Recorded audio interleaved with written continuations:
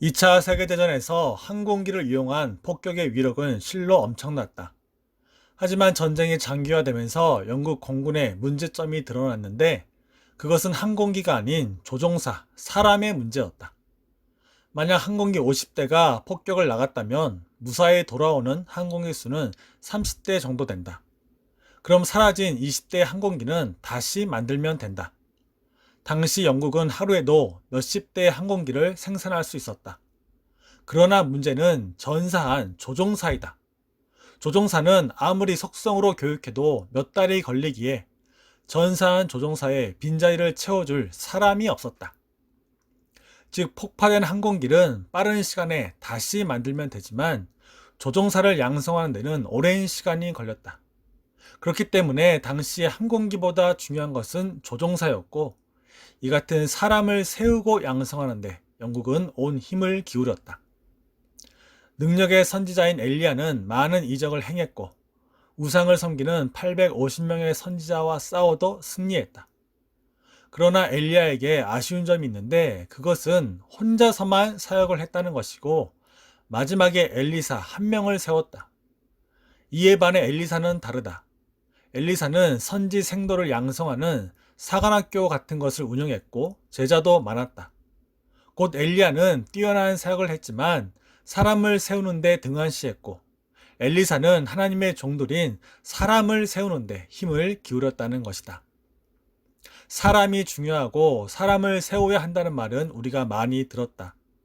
이런 면에서 교육의 중요성은 아무리 강조해도 지나치지 않을 것이다. 그러나 한국교회는 사람을 세우는 것보다 건물을 세우는데 혈안이 되어 있었다. 그래서 한국교회 100년이 지나면서 교회 건물 수는 어마어마하게 많아졌지만 다음 세대를 이끌 신실한 목사들은 많이 배출되지 못했다. 매스컴을 보면 목사들이 좋은 일보다 안 좋은 일로 이름을 알리는 것이 다반사이다. 이런 개신교에 비해서 천주교는 사람을 세우는 일에 집중했다. 가톨릭 신학교는 학생을 뽑는 기준도 엄격하고 졸업생도 많지 않다고 한다. 그만큼 제대로 된 일꾼을 양성한다는 말이다. 이에 비해 개신교 신학교는 학교 재정을 위해 많은 수의 학생을 뽑는다. 그리고 졸업하고 목사 안수받는 것도 그리 힘든 일이 아니다.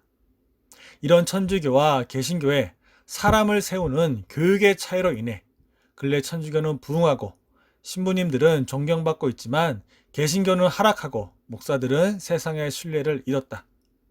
즉 이런 결과에는 사람을 제대로 세우지 못한 개신교의 잘못이 있는 것이다. 또 한 번 전쟁 얘기를 하자면 2차 세계대전 때에 소련은 독일보다 장비는 구식이어도 병사 수는 몇 배가 더 많았다. 그러나 소련은 독일에게 모스크바까지 속절없이 밀리고 말았다. 그 이유는 많은 병사들을 이끌 장교가 없었기 때문이다. 1차 세계대전의 경험을 가지고 있는 장교들이 단지 유능하고 병사들에게 인기가 많다는 이유만으로 독재자 스탈린에게 숙청당했다.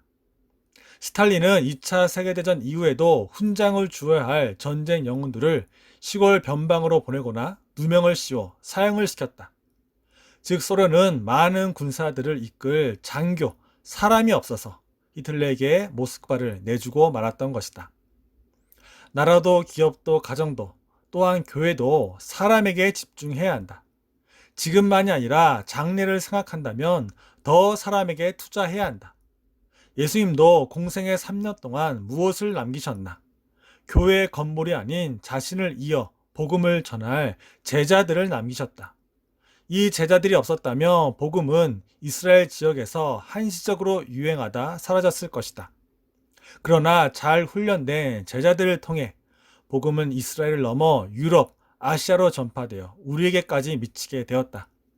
다른 무엇보다 사람을 세우는 것이 중요하다는 것을 기억하고 사람에게 집중하고 투자하는 우리가 되도록 하자.